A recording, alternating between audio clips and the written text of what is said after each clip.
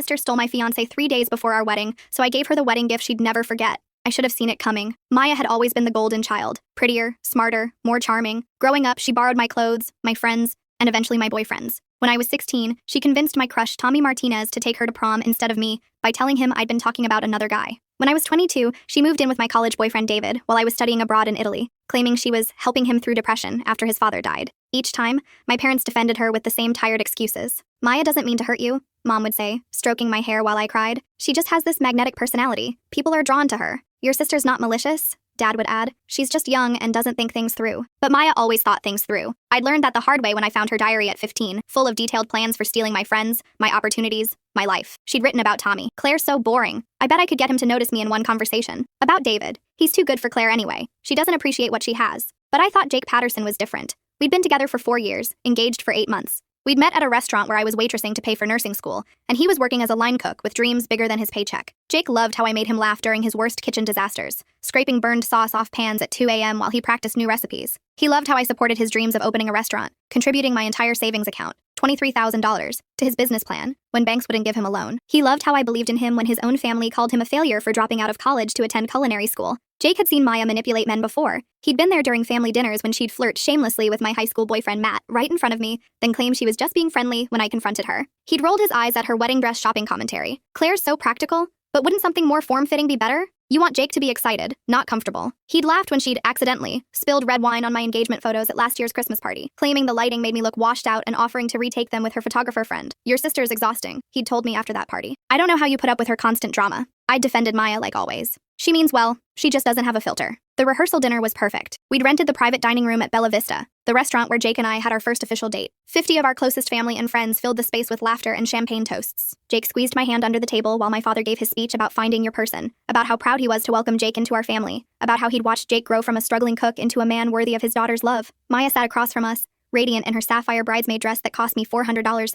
toasting our happiness with champagne and that smile I'd trusted my whole life. She'd insisted on sitting directly across from Jake, claiming it was the best spot for photos. Throughout dinner, she'd lean forward when Jake spoke, laugh just a little too loud at his jokes, touch his arm when making points about the wedding timeline. She's just excited for you, Jake had whispered when I noticed her behavior. Maya's always been dramatic. When it came time for the maid of honor speech, Maya stood with tears in her eyes, holding the microphone like she was addressing the United Nations. Claire has always been my role model, she'd said, her voice breaking with what seemed like genuine emotion. She's taught me about loyalty, about supporting the people you love no matter what. When Jake came into her life, I saw my sister transform into the happiest version of herself. Jake, you're getting someone who will fight for your dreams, who will stand by you through anything. Claire, you're getting someone who sees how incredible you are. She'd raised her glass with a trembling hand. To Claire and Jake, may you always choose each other first, no matter what challenges come your way. The room erupted in applause. Jake kissed my cheek, whispering, your sister really loves you. I'd felt guilty for ever doubting Maya's intentions. 2 nights later, I couldn't sleep. Wedding nerves, I thought. Our big day was in 18 hours. I'd already laid out my dress, a vintage-inspired A-line with hand-sewn pearls that my grandmother had worn in 1952. I'd confirmed the final head count with the caterer,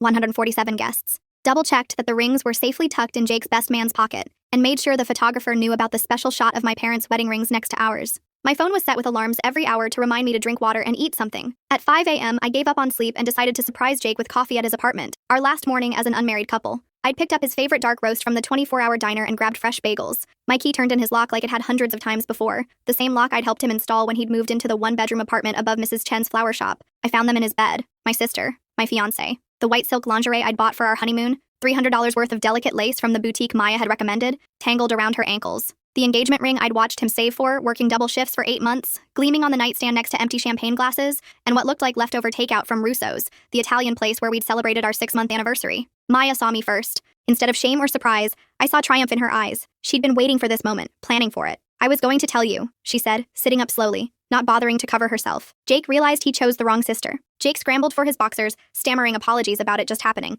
about being confused, about still loving me somehow. His face was red with shame and panic, sweat beading on his forehead as he tried to find words that could possibly explain what I was seeing. Claire, this isn't what it looks like, he said, the most cliché lie possible. But Maya cut him off with a laugh that chilled my blood, the same laugh she'd used when she'd told our parents I'd broken Mom's antique vase when we were 12. The laugh that meant she'd won again. Stop pretending you're sorry, Jake. We've been planning this for months. Tell her about the hotel room in Vegas when you went for that restaurant conference. Tell her about Christmas when you said my name in your sleep. Tell her about last week when you said you wished you'd met me first. My knees almost buckled. The Vegas conference was in March, 7 months ago. Christmas was at my parents' house where Maya had stayed in the guest room next to ours. Last week, when Jake had been distant and claiming work stress. Tell her about the loan, Maya continued, her voice getting stronger, more confident. Tell her how you're planning to use her savings to open a restaurant with me instead. The room spun. My $23,000. The money I'd saved working 60-hour weeks as a nursing assistant, picking up extra shifts during holidays, skipping meals to put away every possible dollar. The money that was supposed to fund our dream restaurant, Patterson's Place. Maya, stop, Jake said weakly, but she was on a roll now. Tell her about the apartment we looked at last week.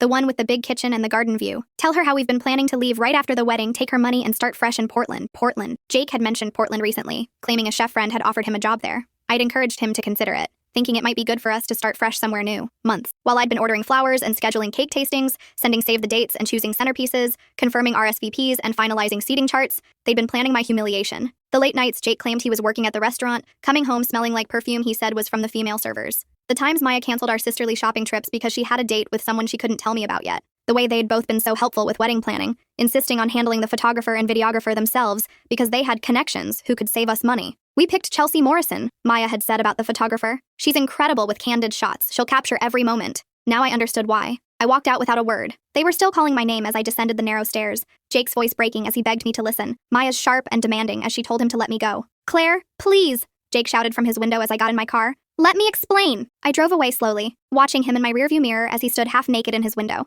probably realizing his life was about to implode. For the next 6 hours, I sat in my car at Sunset Beach, the place where Jake had proposed 13 months earlier. He'd planned an elaborate sunset picnic, complete with my favorite Thai food and a playlist of songs that meant something to our relationship. When he'd gotten down on one knee, he'd talked about building a life together, about how I was his best friend and his future all wrapped into one person. I can't imagine doing any of this without you, he'd said, his hands shaking as he opened the ring box. You make me better at everything. I should have been crying, calling my parents, canceling vendors. Instead, I felt something cold and calculating settle in my chest. Maya had taken everything from me since we were children, and each time I'd forgiven her because family was supposed to forgive. But this time was different. This wasn't a borrowed sweater or a stolen boyfriend. This was my future, my money, my life she'd planned to destroy. I drove home at 11 a.m. and found my parents in the kitchen, frantically calling vendors to cancel the wedding. Mom was sobbing over a conversation with the florist about losing the deposit. Dad looked 10 years older, his hair disheveled as he argued with the caterer about their cancellation policy. Sweetheart, Mom said when she saw me, her mascara streaked down her cheeks. Jake called. He explained about the confusion with Maya. He says it's just cold feet,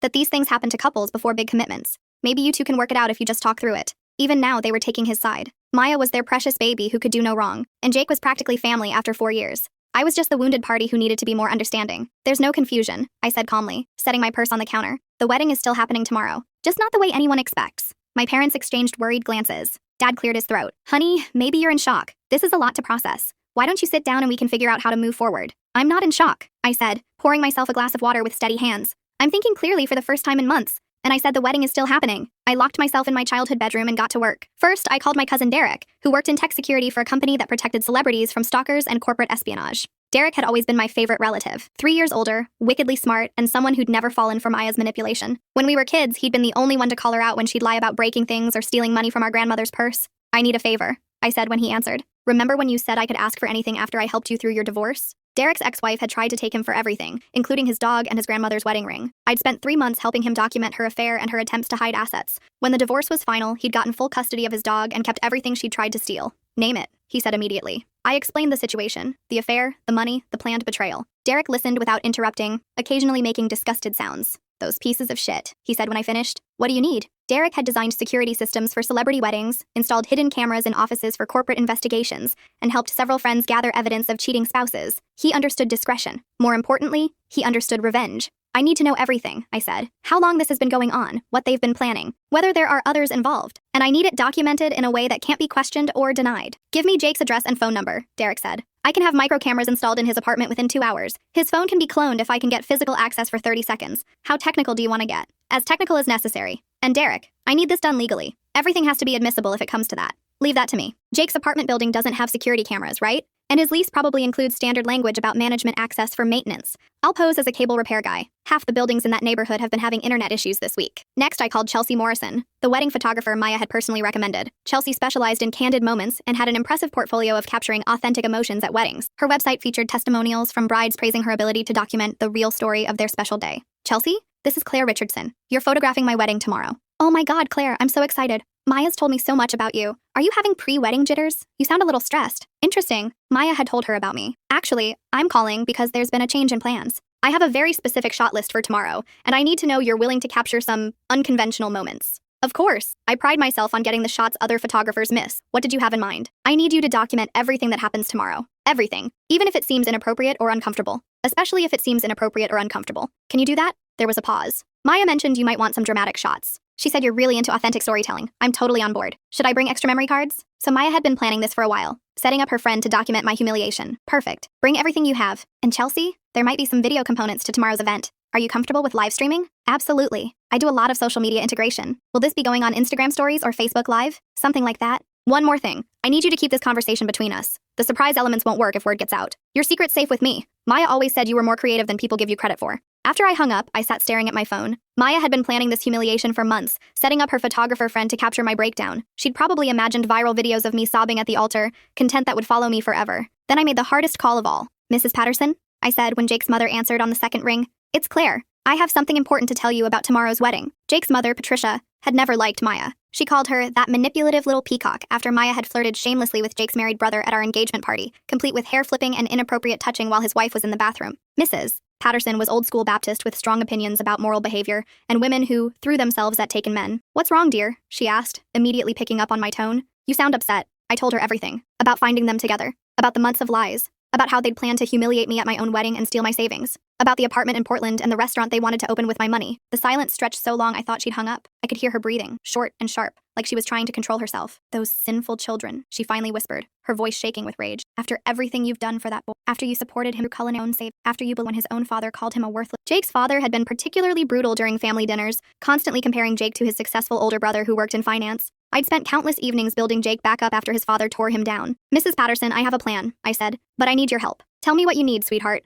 That boy has been heading for a fall his whole life, and Maya's exactly the kind of woman who'll drag him straight to hell. Mrs. Patterson had been waiting 30 years to put someone like Maya in her place. She'd grown up in a small southern town, where women who stole other women's men were dealt with swiftly and publicly. She understood the value of a good, old-fashioned reckoning. I explained my plan. Mrs. Patterson listened, occasionally making approving sounds. You're sure this is legal? She asked when I finished. Derek's handling the technical aspects. Everything will be documented properly. And technically, I'm not doing anything except allowing the truth to come out at my own wedding. Good. Jake needs to learn that actions have consequences, and Maya needs to understand that not everyone will just roll over and let her take what she wants. There's one more thing, I said. I need you to make sure Jake shows up tomorrow. If he tries to run or cancel, this won't work. Oh, he'll be there, Mrs. Patterson said grimly. I'll make sure of it. That boy owes you an explanation in front of everyone who came to support your relationship. The least he can do is face the music. The morning of my wedding, I woke up at 6 a.m. feeling calmer than I had in months. My phone was already buzzing with messages. Bridesmaids asking about timing, vendors confirming details, relatives asking for directions to the church. Maya texted me at 6:15. Jake told me everything. I'm so sorry, sis.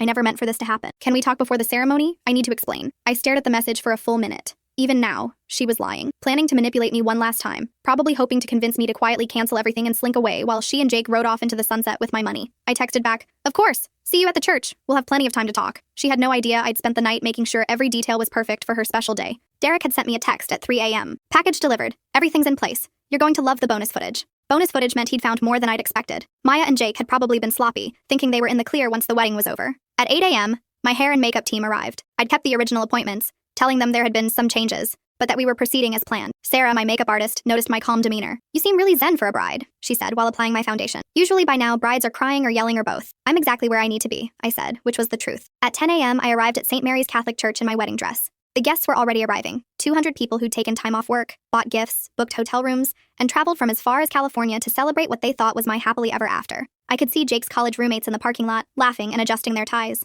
My nursing school friends were clustered near the entrance, admiring the flower arrangements I'd spent months selecting. Maya waited in the bridal suite, wearing the sapphire bridesmaid dress that cost me $400. She looked nervous for the first time in her life, fidgeting with her hair and checking her reflection obsessively. When I walked in, she jumped up like she'd been caught doing something wrong. Claire, I need to explain. No explanation needed, I said, adjusting her hair with gentle hands. You want Jake? You can have him. Her face lit up with relief and victory, the same expression she'd worn when she'd convinced our parents to let her have my bedroom when I left for college. Really? You're not mad? How could I be mad? I smiled serenely. You're my sister. If you think Jake is your soulmate, who am I to stand in the way of true love? Maya practically glowed. She'd gotten everything she wanted without consequences. Again, in her mind, I was the same pushover sister who'd always rolled over whenever she wanted something. You're being so mature about this, she said, hugging me carefully to avoid messing up our makeup. I was worried you'd make a scene. Me? Make a scene? I laughed. When have I ever made a scene? Never, she said quickly. You've always been so reasonable. That's why Jake and I knew you'd understand eventually. There's just one tiny change to the ceremony, I said casually, helping her touch up her lipstick. Since you two are so in love, I thought you should be the one to walk down the aisle today. Maya's eyes widened. What do you mean? I've arranged for you to marry Jake instead. Right now. in front of everyone. The color drained from her face. Claire, we can't just... Why not? You love him. He loves you. Everyone's already here. The flowers are paid for, the cake is ready, the photographer is set up, and I've arranged for a very special documentation of your big moment. I could see her mind racing. This wasn't how she'd planned to steal my fiancé. She wanted to do it slowly, carefully, making herself look like the innocent victim who'd been swept away by unexpected love. She wanted to be the tragic heroine of a romance novel, not the homewrecker who stole her sister's wedding. But what will you tell everyone? She asked weakly. The truth, I said simply. That my sister and my fiancé found their soulmate in each other. That I'm stepping aside for true love. That everyone should witness the beginning of your beautiful life together. Maya knew she was trapped. If she refused, she'd look like the manipulative homewrecker she was. If she accepted, she'd be married to Jake before she could think through the consequences. And backing out now would require explaining to 200 guests why she couldn't marry the man she'd been having an affair with for months. Where is Jake? She asked, her voice barely above a whisper. Getting ready in the men's suite. He's so excited to marry you, Maya. He kept talking about how you're everything he ever wanted in a woman. That was a lie. Jake had spent the morning texting me frantically, begging to talk, promising it was all a mistake. He'd called 17 times between 6 and 8 a.m. before I'd blocked his number. I'd forwarded all his messages to Maya instead, along with a note. Your groom seems nervous. Maybe you should comfort him. 20 minutes later, Maya stood at the back of St. Mary's in a hastily altered wedding dress borrowed from our cousin Jennifer, who was conveniently the same size and had brought her dress for photos. The congregation murmured in confusion as Pastor Williams stepped to the microphone. Due to unexpected circumstances, Pastor Williams said carefully, reading from the script I'd given him, we're celebrating the union of Jake Patterson and Maya Richardson today, instead of Claire Richardson and Jake Patterson. The murmurs grew louder. I sat in the front row next to my parents, who looked mortified and confused. Dad kept whispering urgent questions that I answered with serene smiles and vague responses about love finding a way. Maya's smile was brittle as she walked down the aisle to Jake, who stood at the altar looking like he might vomit. He kept glancing at me desperately, probably hoping I'd stop this insanity. The organist played Here Comes the Bride, while the congregation watched the strangest wedding ceremony they'd ever attended. Chelsea, the photographer, snapped away enthusiastically, just as I'd requested. She'd positioned herself perfectly to capture both Maya's forced smile and Jake's obvious distress. When Pastor Williams asked if anyone objected to the union, I could feel 200 pairs of eyes on me. The silence stretched for what felt like hours. I smiled serenely and gave a small, encouraging nod for the ceremony to continue. Jake, Pastor Williams said, consulting his notes, do you take Maya to be your lawfully wedded wife, to have and to hold, for richer or poorer, in sickness and health, for as long as you both shall live? Jake glanced at me one more time, his eyes pleading. I maintained my serene expression. He had no choice now. His mother was glaring at him from the second row. 200 guests were waiting for his answer. Maya was gripping his hands so tightly her knuckles were white. I do, he croaked. Maya, do you take Jake to be your lawfully wedded husband, to have and to hold, for richer or poorer, in sickness and health, for as long as you both shall live? Maya hesitated for just a moment, probably realizing that, for richer or poorer, might not work out the way she'd planned. But she lifted her chin defiantly, putting on the performance of her life. I do. You may kiss the bride. The kiss was awkward and brief, more of a peck than a passionate embrace. Chelsea captured it all, along with the uncomfortable expressions of the wedding party and the confused murmurs of the guests. During the cocktail hour, I played the perfect gracious sister. I moved through the crowd explaining that love had simply found a different path, that I was thrilled to see my sister and Jake together, that sometimes the universe had different plans than we did. You're handling this so well, said Mrs.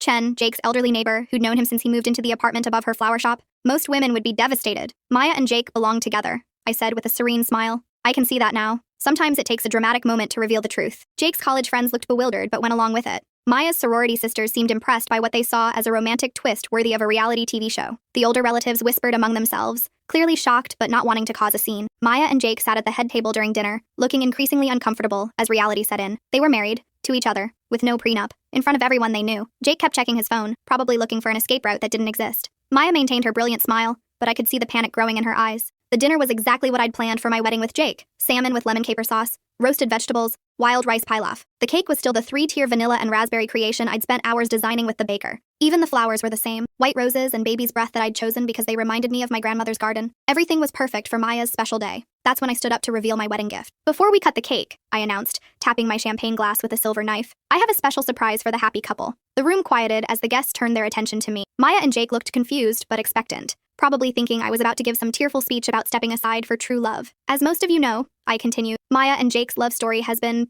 developing for quite some time. I thought it would be wonderful to share that journey with all of you. The lights dimmed and a large screen descended from the ceiling, the same screen we'd rented for a slideshow of childhood photos and romantic moments. Derek had positioned himself at a corner table, laptop open, ready to run the presentation. Chelsea has done an amazing job documenting their relationship, I said, gesturing to the photographer who was still snapping away. But today, I want to share some earlier footage that really captures the depth of their connection. The video began with Maya and Jake in bed together in his apartment, not from the night I caught them, but from 3 months earlier. Derek's hidden cameras had captured everything in crystal clear HD. The footage showed them laughing about how clueless I was, planning their strategy for breaking up with me after the wedding. Claire's always been so trusting, Maya said in the video, stretched out naked on my fiancé's bed. She has no idea we've been planning this since March. The room went dead silent. You could hear the collective intake of breath from 200 shocked guests. Tell me again about the money, Jake said on screen, running his hands down Maya's body. $23,000. She's been saving for years. Once we're married and move to Portland, she'll never be able to touch it. We'll have enough to open the restaurant and disappear before she can do anything about it. The video continued. Months of planning. Jake practicing his breakup speech while Maya tried on my wedding dress in his apartment. Maya calculating how much money they'd save by keeping all the wedding vendors I'd already paid. Jake talking about how easy it would be to manipulate me into signing over power of attorney for the restaurant business. The most damning clip was from a week ago. Maya on the phone with someone saying, Claire's always been pathetic. She'll probably beg Jake to take her back after the wedding, but will be long gone by then. She's too spineless to fight for anything. 200 guests watched in stunned silence as the truth played out on the screen in excruciating detail. Jake's mother stood up and walked out halfway through, her face twisted with disgust. My parents sat frozen in horror. Maya's sorority sisters were filming everything with their phones, probably already posting to social media. When the video ended, I stood up with the microphone, my expression calm and pleasant. Surprise, I said brightly. I thought everyone should know what kind of love story they were celebrating today. The room erupted. Guests began standing and leaving, some throwing their napkins on their tables in disgust. Jake's groomsmen looked ready to fight him. Maya's face was buried in her hands as her new mother-in-law's friends filed past, muttering about moral decay and the downfall of family values. But I wasn't finished. One more gift, I announced as the chaos swirled around us. Derek stood up from his corner table and nodded. Every phone in the room received the same text message simultaneously, a link to a private website where the full video was posted, along with screenshots of Jake and Maya's text messages planning my humiliation and their financial betrayal. Just so everyone can remember this special day, I said sweetly. The website includes all the footage Derek collected over the past week, including some lovely conversations about how they plan to disappear to Portland with my life savings. And Maya, sweetheart, you might want to check your social media. I've already tagged everyone we know. Maya looked at her phone and screamed. The video was spreading across Facebook, Instagram, and TikTok faster than she could delete notifications. Derek had made sure it would be impossible to remove. He'd uploaded it to multiple platforms simultaneously and sent it to every gossip blog and local news station in the city. The hashtag is our sisterly love, I added helpfully. Feel free to share your thoughts. Jake finally found his voice, his face red with humiliation and rage. Claire, you're insane. We can get this marriage annulled. Actually, I said, pulling out a folder thick with legal documents. You can't. You're both over 18, mentally competent, and said I do in front of 200 witnesses. In this state, consummation isn't required for a legal marriage, and there's no evidence of coercion. Derek helped me research the laws thoroughly. Congratulations, you're stuck with each other. This is revenge porn, Maya shrieked, pointing at the screen where her naked image was still displayed. I'll sue you. Actually, Derek called out, standing up and addressing the room like he was giving a legal presentation. Everything was filmed in spaces where you had no expectation of privacy. Jake's apartment building lease specifically mentions security cameras in common areas due to recent break-ins. The building management company installed them legally after getting tenant consent. Jake signed the paperwork 3 months ago. Plus, the church ceremony was a public event that you both consented to have filmed. He held up official-looking documents. Everything is perfectly legal. I have the permits, the consent forms, and the legal opinions to prove it. Jake grabbed Maya's arm, his knuckles white with fury. We're leaving. Good idea, I said cheerfully. Your honeymoon suite at the Hilton is already paid for. Non-refundable, unfortunately. The penthouse package with champagne and rose petals. I thought you'd appreciate the irony. As they fled through the kitchen to avoid the angry guests and the photographers who'd started arriving after Derek's social media post went viral, I heard Maya screaming at Jake about ruining her life. This is all your fault, she shrieked. You said she was stupid. You said she'd never fight back. You're the one who wanted to steal her money, Jake yelled back. You said it would be easy. Their voices faded as they disappeared into the parking lot, leaving behind a room full of stunned guests, abandoned wedding gifts, and a 3-tier cake that would go untouched. The cleanup took 2 hours. Guests left in small groups, many stopping to apologize to me for not seeing through the deception sooner. Jake's college friends seemed particularly ashamed. They'd suspected something was off but hadn't said anything because they didn't want to get involved in relationship drama. We should have told you, said Mike, Jake's roommate from culinary school. Jake's been acting weird for months, canceling plans and lying about where he was going. We thought he was just stressed about the wedding. Mrs. Patterson was the last to leave. She hugged me tightly, tears in her eyes. I'm so proud of you for standing up for yourself, she said. That boy got exactly what he deserved. And Maya, well, she'll learn soon enough what kind of man she married. What do you mean? I asked. Jake's always been selfish and weak. The minute things get difficult, he runs. Maya thinks she won some great prize, but she'll discover she's married to a coward who will blame her for everything that goes wrong in their life. The next morning, I woke up in my childhood bedroom for the first time in months without anxiety crushing my chest. My phone had hundreds of messages, but not the kind I expected. Friends and extended family were reaching out with support. They'd always suspected Maya was manipulative, but had never seen proof. The video had revealed patterns they'd noticed but dismissed. The way she'd undermine other women, the way she'd flirt with taken men, the way she'd always positioned herself as the victim while creating drama. I always knew something was off about Maya, texted my college roommate Jessica. Remember when she tried to convince me you were talking bad about me behind my back? Now I know she was just trying to isolate you from your friends. Jake's restaurant investors were pulling out after seeing the video. $150,000 in promised funding gone overnight. Maya's employer, a conservative law firm that specialized in family values, had fired her for moral turpitude and behavior inconsistent with the firm's Christian principles. The best message came from Jake's brother David. Thank God you dodged that bullet. Jake's been a selfish jerk since we were kids, and Maya's perfect for him. Two narcissists deserve each other. Mom's never been happier to be wrong about someone. 3 months later, I got a text from Maya. I want a divorce. Jake's a nightmare and everyone treats us like pariahs. Please help me. I'll pay back the money. I screenshotted it and posted it on social media with the caption, "Some people never learn. P.S. What money? I never gave you any money." The comments were brutal. People who'd watched the wedding video had shared it with their friends, and it had gone viral beyond our local community. Maya and Jake had become internet famous as the worst people ever, and proof that karma is real. A year later, Maya and Jake were still married, not because they wanted to be, but because neither could afford a divorce lawyer. Their reputations were ruined, their careers destroyed. They'd moved to 3 different states, but Derek's video followed them wherever they went. Social media algorithms made sure that anyone who searched their names found the wedding footage. Maya had to change her name legally and was working as a cashier at a gas station in Wyoming. Jake was washing dishes at a truck stop diner, his dreams of owning a restaurant permanently destroyed. Every time they tried to start over, someone would recognize them from the video. I, meanwhile, had used the year to travel, start my own nursing consulting business, and rediscover who I was without Jake's dead weight holding me back. The money I'd saved for his restaurant became the seed funding for my own company, helping hospitals improve their patient care protocols. Last month, I got engaged to Derek, the cousin who'd helped orchestrate the perfect revenge. He understood loyalty, creativity, and the importance of standing up for yourself. Our relationship had grown naturally from friendship to something deeper as we worked together to rebuild my life. "You know I fell in love with you during the planning phase," he told me when he proposed. "Watching you take control of your life like that, it was the sexiest thing I'd ever seen." Maya sent a bitter congratulations card to my parents' house. "Hope your marriage lasts longer than your capacity for forgiveness." I sent back a simple reply. "It will." I finally learned to choose people who choose me first. The wedding is next spring. Maya and Jake aren't invited, but I'm sure they'll find a way to watch the video online. After all, Derek's already promised to livestream the whole thing with the hashtag #RealLove. The guest list includes everyone who was at the first wedding. They're all eager to celebrate an actual love story this time. Mrs. Patterson will be walking me down the aisle since my father passed away last fall. Even Jake's college friends are coming, bringing their wives who want to meet the woman who exposed those cheaters. The best part? Every vendor from the original wedding has offered their services for free. The photographer, the florist, the caterer.